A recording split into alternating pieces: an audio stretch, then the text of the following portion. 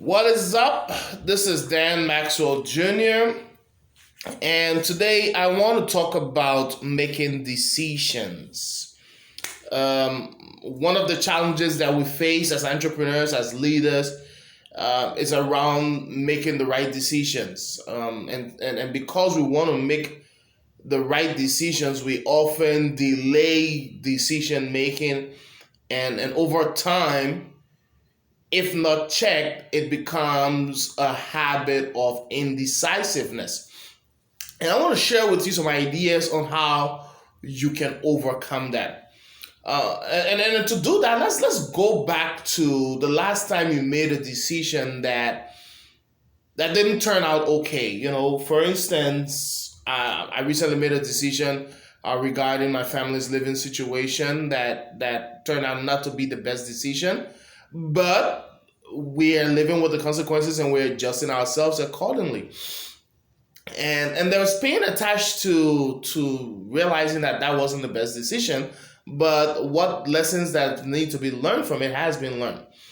And it's those pains that I want to talk about, because every time you make a decision that is the right decision, you celebrate it, and your brain recognizes that you've made the right decision and you're happy about it.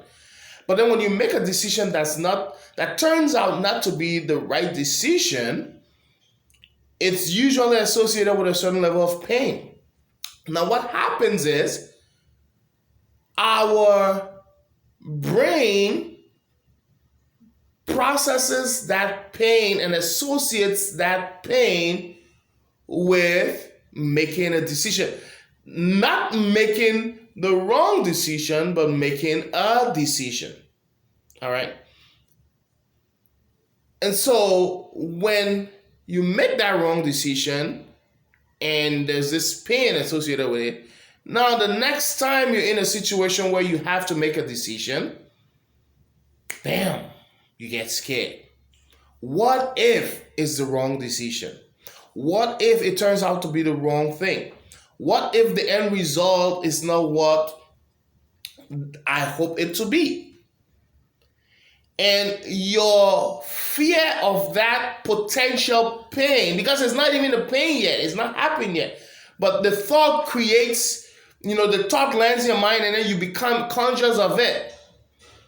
And so your fear of that potential pain keeps you from making the decision that you're supposed to make.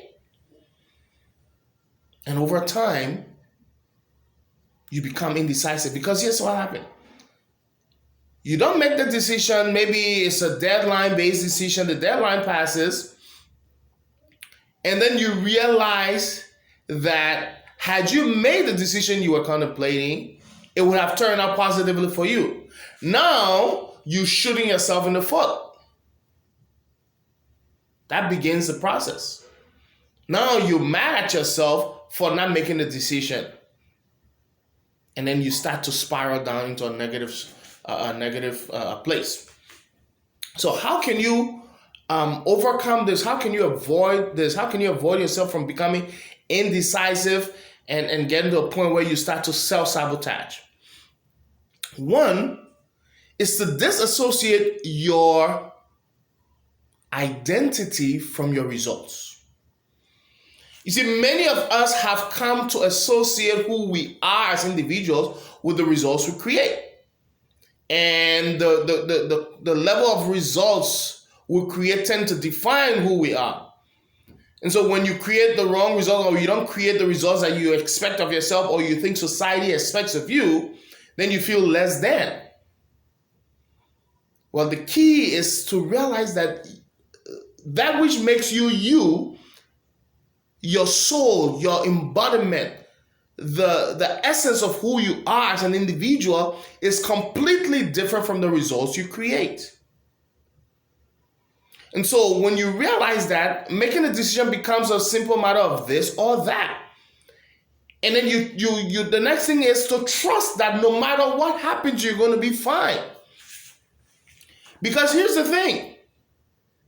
It's highly unlikely that decision that you're contemplating is a life or death situation. It's very highly unlikely. And we're not talking about life or death situations in this video anyway. So what's the worst that could happen? That's the question that I ask myself. If I'm contemplating a decision, what's the worst that could happen? You lose some money. You lose a contract, whatever it is. Okay. And what's the best that could happen? You outline that. What happens to you either way? Whether you get it or you don't, you're still you. So make the decision that you feel like making, no matter what your fear is. Because here's the thing, doubt will always set in. And sometimes you know the right decision, but you doubt. And in doubting, you end up making a wrong decision. Or you don't make a decision. Which in itself is a decision. If you understand what I'm saying. So disassociate yourself from the outcome. Realize that no matter what happens, you will be fine.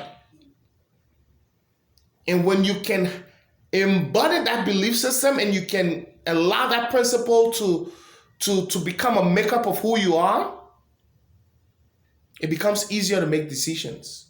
Because no matter what happens, you're going to be fine. Until next time, this is Dan Maxwell Jr., leadership coach, business and organizational growth strategist. I love to work with growing organizations, growing businesses, growing nonprofits, especially those that are already doing big things in the world.